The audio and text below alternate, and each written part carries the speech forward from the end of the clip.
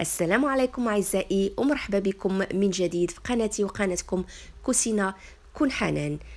وصفة اليوم حوتة معمرة في الفران، طبق شهي اللي تقدروا توجدوه لوليداتكم ولا لضيوفكم.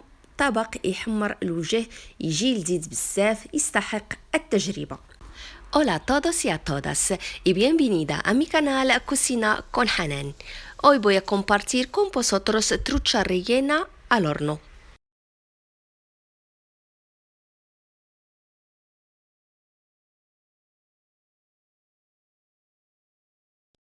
Aquí tenemos nuestra trucha. هنا عندنا الحوته ديالنا، السمك تروتشا. نتوما تقدروا تستعملوا اللي يعجبكم، السمك اللي عندكم.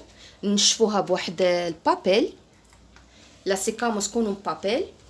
vamos a usar الشعريه الصينيه اللي رقدناها في الماء طايب، من بعد غادي نقصوها. اي tenemos fideos vermicell, zumo de un limón. العطريه غادي نستعملوا الخرقوم، تحميره، سكينجبير، الكمون، الفلفله، زرعه القزبر والملح.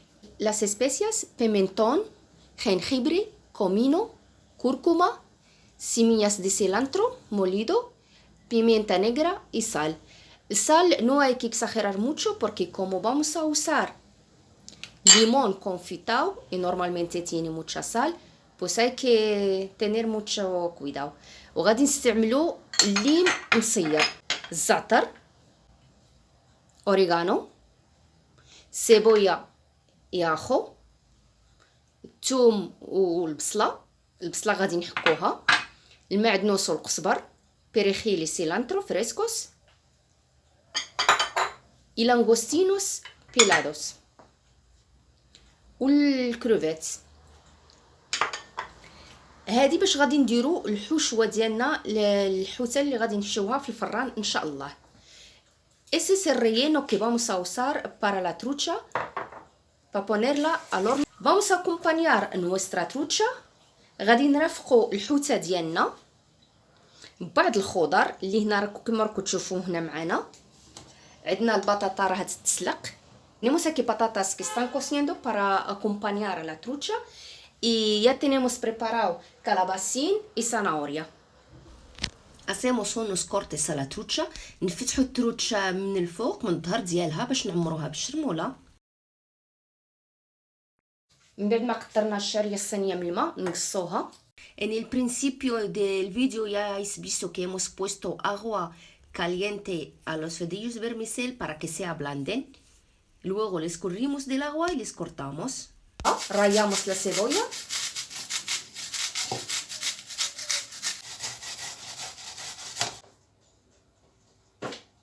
También rallamos el ajo, الثوم محكوك.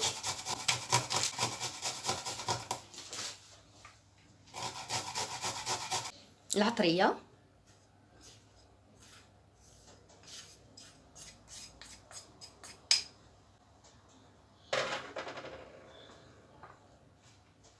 المعدنوس والقزبر، سيلانترو بيريخيل، اوريغانو، الزعتر،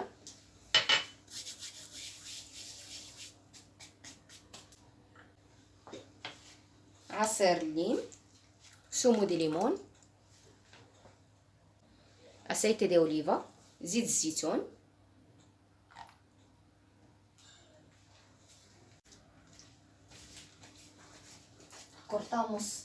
cortamos muy fino el limón confitado. نقطعوا الحامض مصير ونضيفوه للشرموله ديالنا.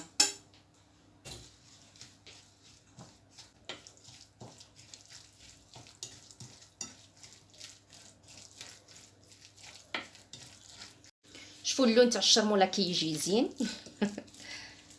غادي درك نشرملو الحوته ونعمروها من الداخل، ومن بعد غادي نخليو واحد شويه من الشرموله ونديروها في البيرميسيل وفي مع الكروفيت ونديروها لداخل الحوته. vamos a adobar el pescado. lo vamos a poner muy bien de adobo o شرموله.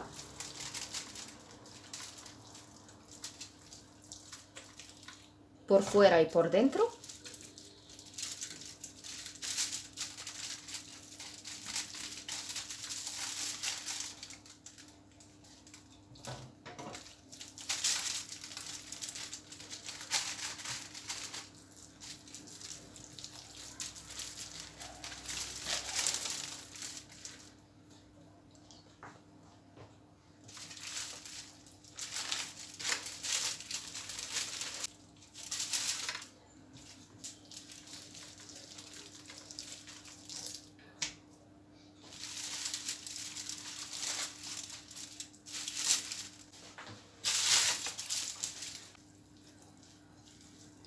añadimos los fideos vermicell a la charmula con los langostinos.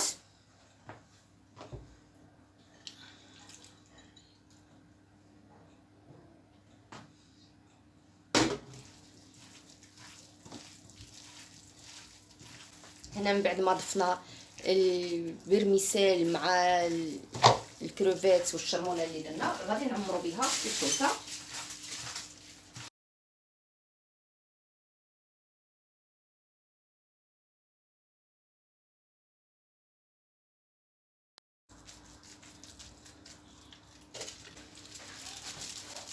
Volvemos el pescado en el papel de horno. اللي هو الحوته ديالنا البابيل تاع ورق الزبده ونحشوه في الفران.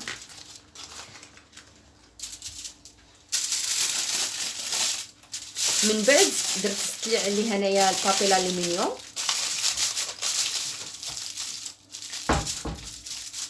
le he añadido también el papel al bar.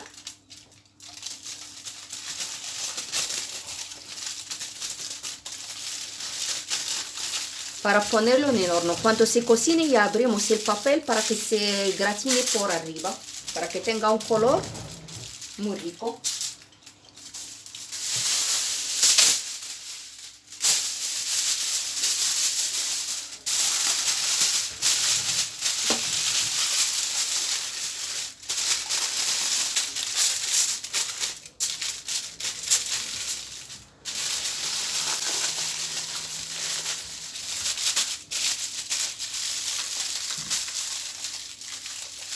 Y ahora al horno para hornear. Cuando ya notamos que el pescado está hecho, abrimos el papel para que se hornee por arriba. نحلو الكاك اللي لوينا فيه الحوته ديالنا باش تتحمر من الفوق. البطاطا غادي نشرملوها ما حدها سخونه، لحقاش ما حدها سخونه الا درتو لها الشرموله د الزيت والملح وداك القوام اللي غادي تقوموها به وتخليوها ترتاح تجي المذاق ديالها يجي حسن. بسم الله. نديرو زيت الزيتون. Vamos a preparar las patatas. Mejor cuando se pone el aceite, la sal, todos los ingredientes que vamos a añadir a la patata cocida, es mejor ponérselo cuando esté caliente para que absorbe mejor los sabores. Pimienta negra, فلفلة كحلة, comino, كمون, y picante al gusto. الحار على حسب الذوق، اللي ما بغاش يستعملو ما يعجبوش ما يستعملوش. المعدنوس والقزبر والثوم، cilantro, perejil y ajo. Sal al gusto. Sal hay que tener también un poquitín de cuidado porque la sal ya lo hemos usado cuando estaba cociéndose. الملح غادي نديرو قليل لحقاش كنا ملي كانت تنسلق كنا درنا شويه تاع الملح.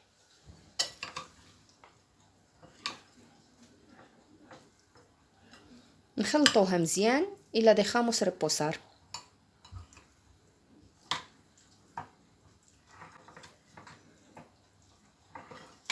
La removemos bien y la dejamos que repose antes de servir.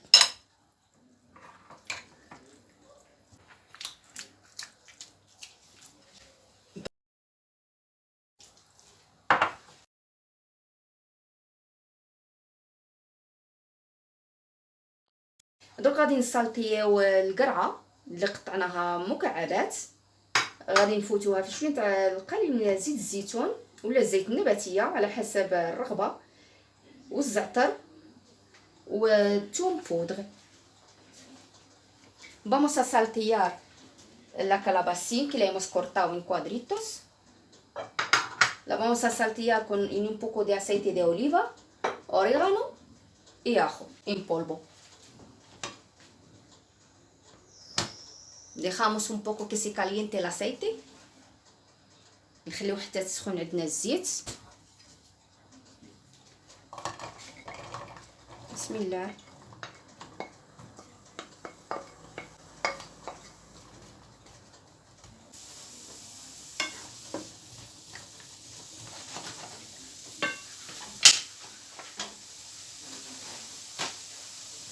اخو ان بولبو، ثوم ان بودر،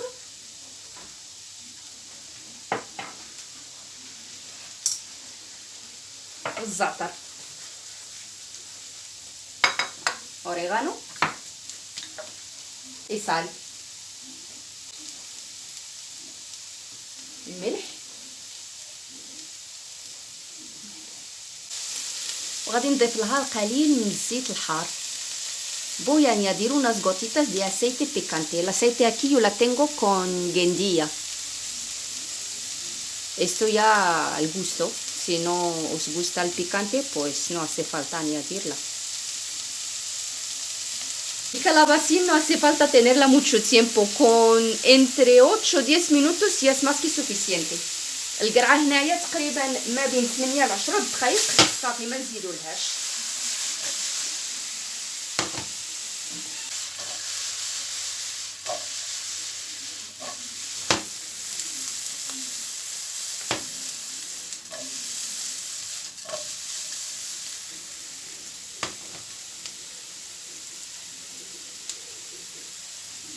Quitamos el calabacín y ponemos las zanahorias en la misma sartén. غادي ندرك نبلعو القرعة وفي نفس المقلة نشرملو خيزو. زيت الزيتون، aceite de oliva، un poco no mucho، ما نكتروش من الزيت. الثوم، نخليو الثوم شويه يطلق ديك النسمه ديالو في الزيت. دوراموس un pochettino el ajo y añadimos el perejil y el cilantro. ونضيفو عليه القزبر والمعدنوس. بيمينتون دوسي، خميره، نخليوها حتى هي مع المعدنوس والقزبر تطلق واحد النسمه زوينه بزاف.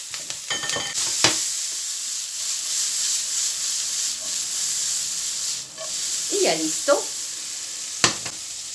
Como las zanahorias ya están cocidas, pues no cogen mucho tiempo. الخيزو من كنا سلقناها من قبل، انا من سلقتها قطعتها هكايا نصفى، قطعتها وسلقتها. سلقتها بشويه ديال الملح، درك ماشي ضروري نضاف الملح.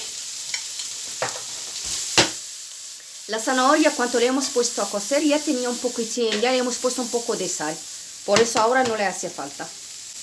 En estos momentos pues vamos a ver nuestro pescado.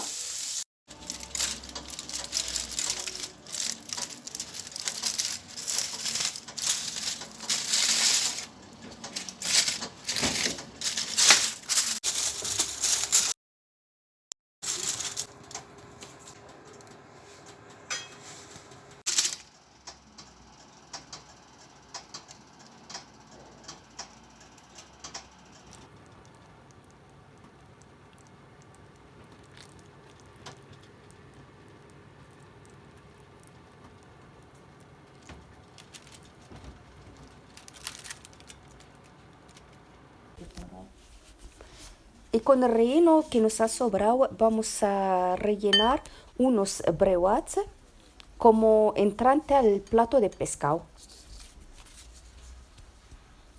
والحشوة اللي شاصلنا غادي نعمرو بها هاد البريوات كمقبل لطبق السمك اللي رحنا نوجدوه. هاد الحشوة يجيو بها البريوات زينين بزاف. En un vídeo anterior ya hemos hecho el brewat o sobres, que es la masa filo que se rellena con verdura, pollo, carne.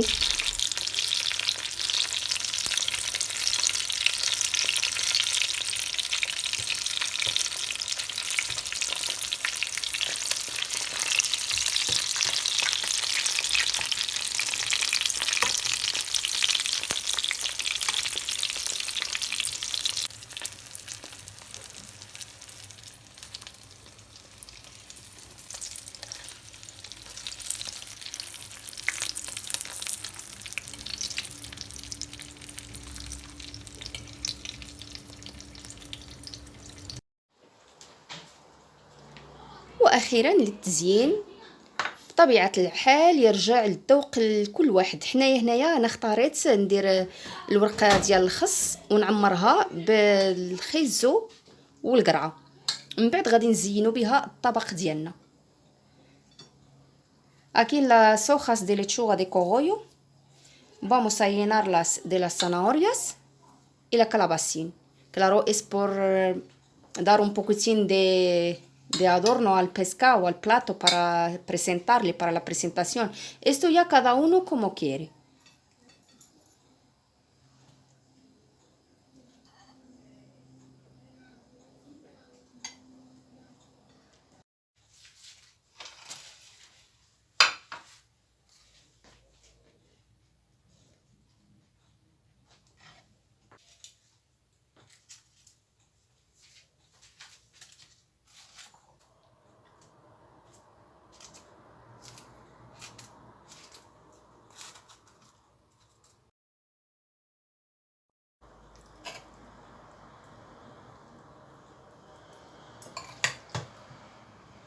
Espero que la receta de hoy os haya gustado.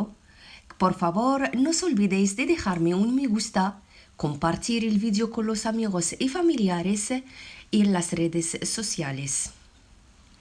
Muchísimas gracias por seguirme, por apoyarme. Un beso muy grande y hasta la próxima. نتمنى تكون نالت إعجابكم وصفة اليوم وتجربوها في ديوركم، وما تنساوش أعزائي تشاركوا الفيديو مع الأصدقاء والأحباب وفي مواقع التواصل الاجتماعي. خليوا لي لايك وكومنتير، ولا كنتوا أول مرة تشوفوا القناة وعجبكم المحتوى ديروا اشتراك وفعلوا الجرس ليصلكم كل جديد. نشكركم بزاف بزاف على المتابعة. خليتكم في أمان الله. مع السلامة.